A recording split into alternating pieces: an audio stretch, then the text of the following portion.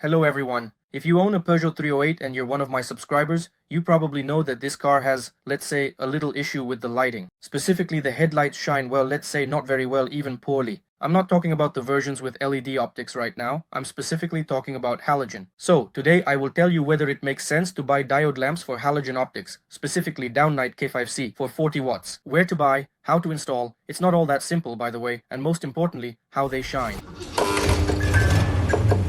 If you are interested in the whole story, as they say, how I got to this point. So, my personal experience in this matter and all that, just keep watching. If you're specifically interested in the review and test of the K5C 40 watt bulbs, then jump to the timestamp. The first thing I want to say is, I'm sure there will definitely be some who say that the optics on this car are just fine, that I'm making things up, that it's my fault, and so on. I don't want to argue with those people. That's their personal opinion. For everyone else, what options are there to solve the problem? If we're talking about relatively inexpensive options, there aren't that many. When I bought this car, I didn't even pay attention to the fact that it had the cheapest LED bulbs installed. Well, from the previous owner, most likely it's C6. Although there are actually a lot of markings there, so never buy cheap LED bulbs. They are completely useless. They look beautiful from the outside, yes, expensive and luxurious.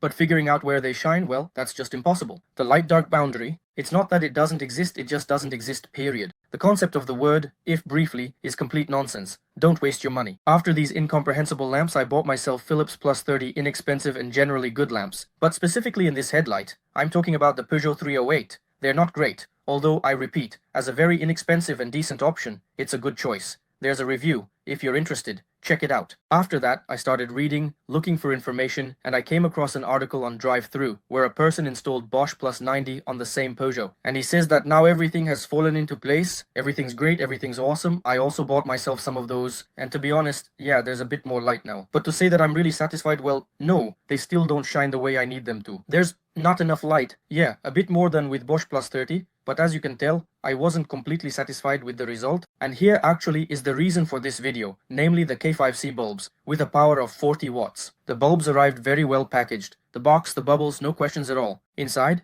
as expected, there's a set of bulbs, special rings for the H7 socket, and instructions. Of course, no one reads it, but there's actually some very important and interesting information there. We'll come back to that.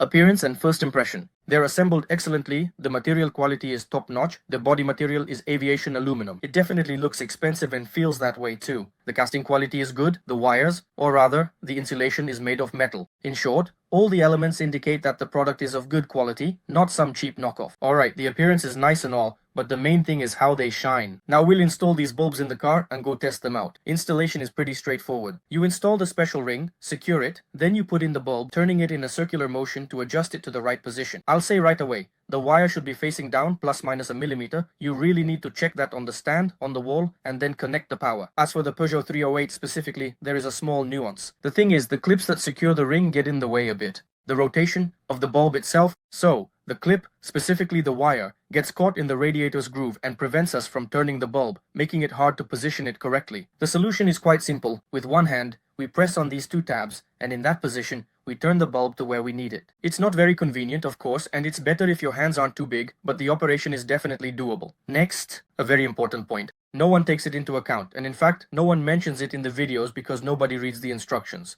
Specifically, the instructions state that the distance from the plane of the fan to the cover in the headlight housing should be at least 1 centimeter. Specifically in 308, everything is fine with this. Perfect fit. I think this is a very important point in the context of cooling and resource bulbs. Many people simply insert the lamp and are happy if it fits in there and the lid closes. I am sure that in this case the resource of lamp will be less than it should be. So let's finally move on to the actual tests, rather than all this theory. How do they shine? So, here's the K5S bulb in my car. To be as fair and clear as possible, I left one bulb as it is, the Bosch Plus 90. What do you think? Is it on the left or the right? That's right, this is the Bosch, and this is the K5S. And by the way, I forgot to mention, the temperature of the bulbs is 4300 Kelvin, and in terms of color, it's very similar to halogen, but a bit whiter. I think this is the optimal option. So, as you can see in the video, the car hasn't even left the parking lot yet, and the results are already evident. Once again, on the right going forward is the downlight night, and on the left is the Bosch Plus 90. We're heading out and taking a look. And here, it's even hard to comment on it. I think it's all pretty obvious. It's not that there's more light, it's that the light has become better. The difference is just huge. It's like night and day. Even in the video, you can see a clear boundary between the right and left headlights. In real life, this difference is even more noticeable, whether in the city or out of town. The difference between the LED bulb and our halogen one, I repeat, is huge. I can really see everything I want. Anticipating your next question, what about oncoming traffic? What about the light shadow boundary? Am I blinding the others? Look, this is what the LED looks like near the wall. And before you say that something is really bad, terrible, what a nightmare, the thing is, the wall is uneven and reflects the light. So that's how it is. In fact, the light and shadow boundary looks something like this. And to be honest, yes, it's a bit worse than with halogen, but it's really not significant or important. After my test drive, I went into the garage and checked the light shadow boundary on a normal flat wall. And here's the result. Again, don't rush to shout and swear. The camera distorts the real picture a bit. If you get closer, then the situation looks more like the truth. So this is the light shadow boundary. Yes, the light shadow boundary is still a bit better with halogen, I have to admit, but it's not significant. And considering the increase in luminous flux and brightness, something tells me that the choice is pretty obvious. Later I installed these bulbs from SU in my Renault Duster. The headlights there are a bit newer, more lively than mine.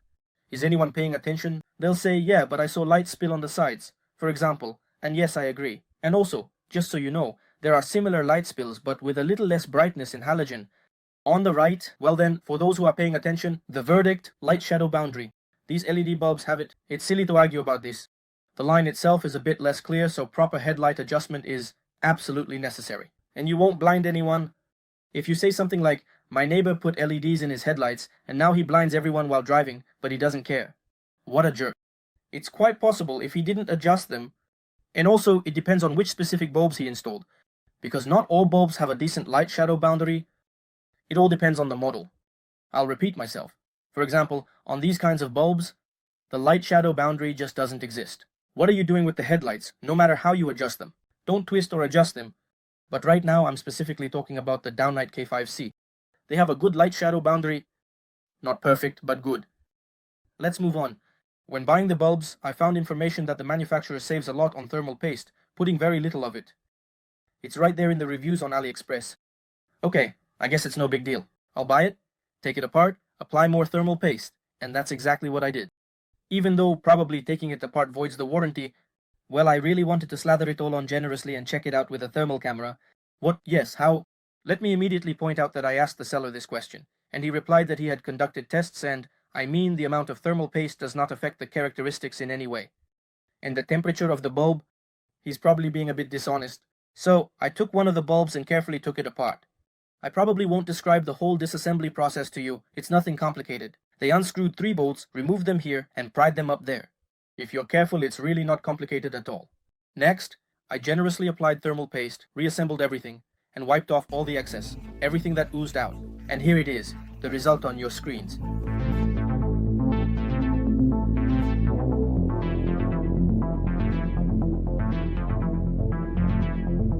On the left is the original bulb, and on the right is the bulb with the replaced thermal paste.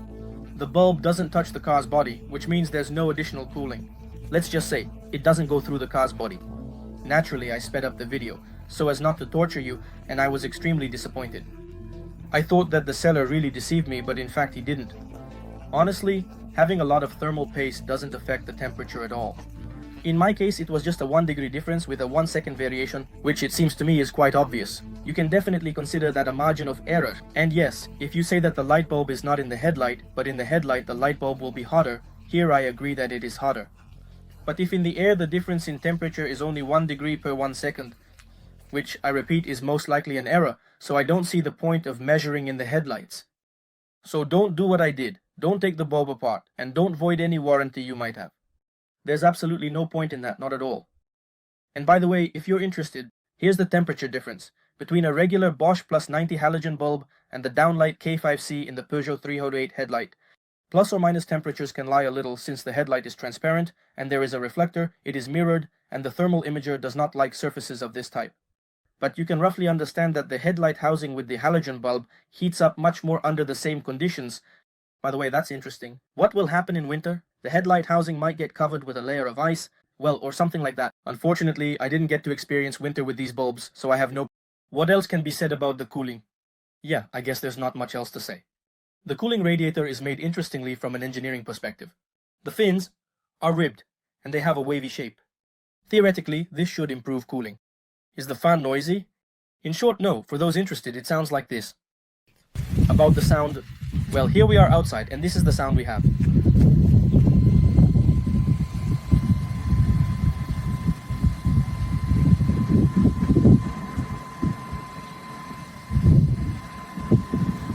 Let me bring the microphone as close as possible.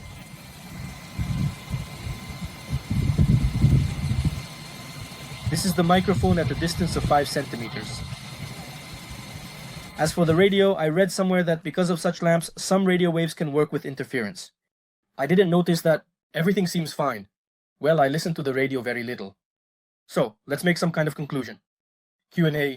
Am I satisfied with the purchase? Definitely yes. Happy as a child. Has the light become better? Definitely yes. And this is visible not only there, by some device. Well, just with the naked eye, I mean, there's really no question about the quality.